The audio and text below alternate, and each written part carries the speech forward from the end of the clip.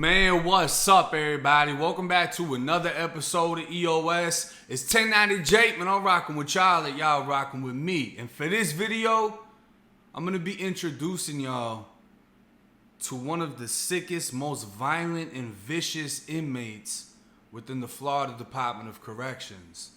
Now, I touched a few nerves with my video on Sergeant Thomas, and I had a lot of people in the comments, saying how, as a former inmate, can you hope that somebody is sentenced to death? Well, I believe there are people that serve no purpose in society. And if you are a former convict, you can't dispute the death penalty when most convicts take it upon themselves to sentence someone to death when they murder them. And after this video, leave a comment in the comment section. Let me know what you think about the death penalty. And let me know what you think should be done about this man in the video. Mayport, Florida, a small fishing community 25 miles from Jacksonville, will forever be haunted by a living, breathing monster. Born October 7th, 1975, he would shock and disgust the village with a population of roughly 150 people. Described as a quiet introvert, dedicated father to some, and a crack addict to others, at the age of 27 in 2003, he would only be further described as the monster of Mayport. William Wells held his 4-year-old son hostage for 12 hours before surrendering to police, the stench of death in the air. Wells spoke over the phone at the Duval County Jail, describing the past several months between him and his wife as estranged, and he was trying to reconcile. As he stood behind her, massaging her neck, she reached over and grabbed a pistol, looking up at him smiling, and said, "This is in case you get stupid today." Wells could see there was no magazine in the gun, and he grabbed it playfully, tossing it in the air. And she goes, "Now what are you gonna do?" And I stuck it to the back of her head and I said, "This." And it went off. And I literally defecated my pants. I watched her face spray against the wall in front of me, and she fell over. Claiming he didn't know there was a bullet in the chamber, he admitted, "It looked like I'd executed her, and I knew it as soon as it happened. I laid on the floor for quite a few hours in a pool of blood, holding her." His son and stepdaughter were in another room, unaware of what had happened. Her brother had come over later in the day. Wells tried to explain it was an accident, but her brother became enraged. He was then shot 3 times in his head. 2 days later, her father came to the home, letting himself in. Seeing his daughter laid out on a blood-soaked floor, he ran to the kitchen and grabbed a knife. Shot in the side of the head, his body was then dragged into a room and placed under old clothes and blankets. With 3 dead bodies now in the trailer, he sent his stepdaughter to stay with her biological father, but his 4-year-old stayed in this house of horrors. He began doing cocaine and smoking marijuana. The next victim was Richie Reese. His wife had dated him before they were married. He always suspected they were having an affair, and he decided to confront Reese. He called him, asking him to come over. When confronted, Reese tried to leave the house through the sliding glass door, but Wells kicked the door shut. As Reese reached into his bag, Wells fired. The last victim was James Young, who came to deliver $850 worth of crack cocaine.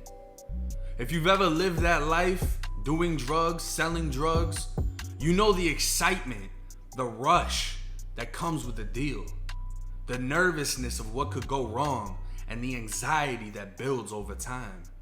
Maybe I get robbed, maybe the cops. Young would have never been able to anticipate what he was walking into. His last deal.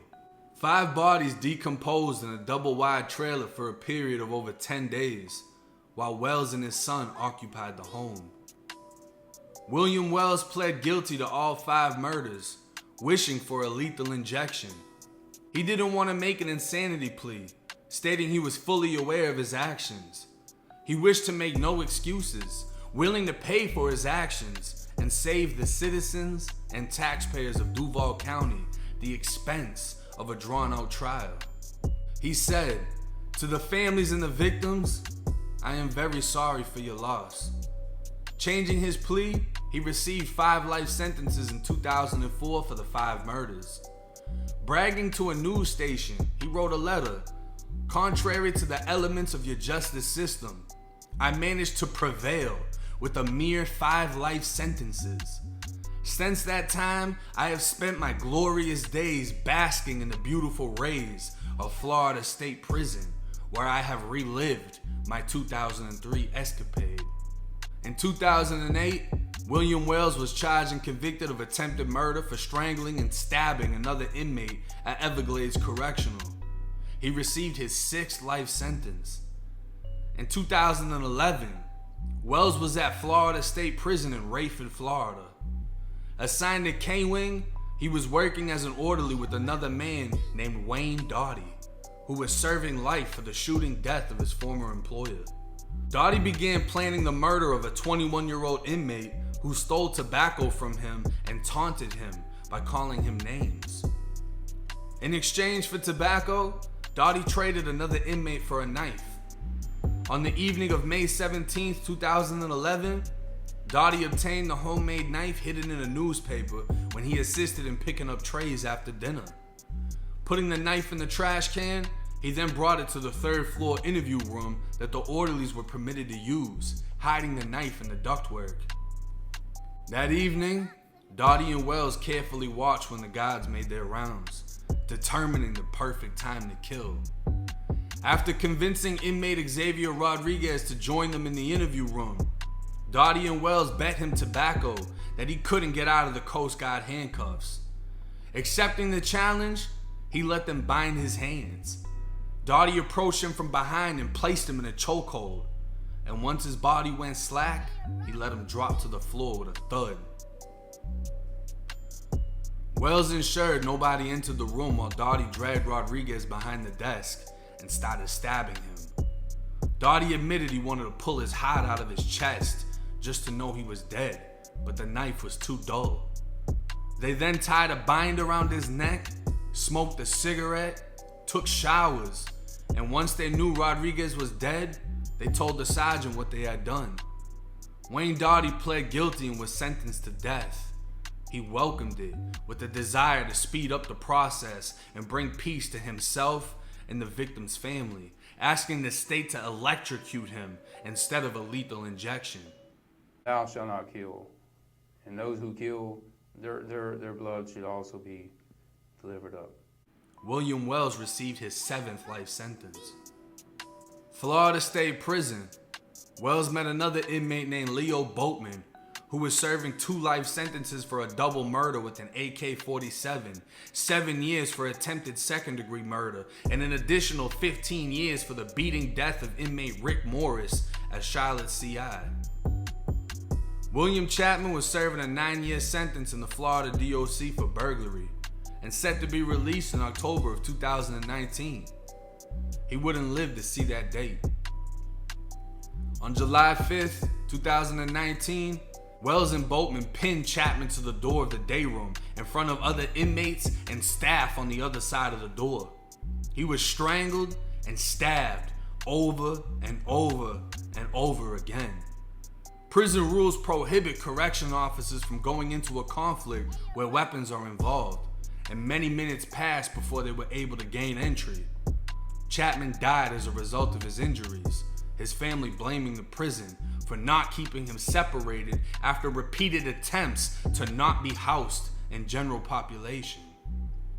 The staff who watched the video of the murder described it as one of the most disturbing acts of violence they'd seen within the Florida Department of Corrections. Wells and Boatman are still in court for this murder. Wells pled guilty, and the state is seeking the death penalty against both of them. Now with this video, I want you to focus on 2 things. The fact that William Wells was sentenced to 5 life sentences for the 5 murders in Mayport. Another attempted murder gained him his 6th life sentence while inside of prison. He killed another inmate, giving him his 7th life sentence, his 6th murder, and then killed a 7th man inside of prison, and has still yet to be sentenced to death. But not only that, another man serving 9 years for burglary was housed with William Wells, the monster of Mayport, was housed with Leo Boatman, who is under investigation for multiple murders within the Florida Department of Corrections. And this man, William Chapman, known as Billy by his family and friends, serving 9 years, he became an extreme cutter, going psych because he knew he had a hit on his head on the compounds, begging not to be put in general population. See, PC in the state of Florida is nothing like other states. PC is a process. PC is something that you're blessed with. PC isn't you can just raise your hand and you're placed. We don't have PC yards. We don't have these things. Protective management, there's only very few compounds that even have a PM dorm. He was denied it. He kept going psych to remain off of the main compounds. And when they put him back on general population, he was viciously murdered in front of everybody. When you go to prison in the state of Florida, you can be housed with the William Wells. You can be the cellmate of a Leo Boatman who then beat you to death. Your time does not matter. Your charges do not matter. These are the people that you are around within the Florida Department of Corrections. And do y'all believe that these people who kill over and over and over again have the right to remain alive? Or do you feel that they should be put to death? Do you feel that as much death as they've applied to this world, it's time for karma to come back to them? Let me know what y'all think in the comment section. It's 1090 Jake. I'm rocking with Charlie. Y'all rocking with me. Till next time.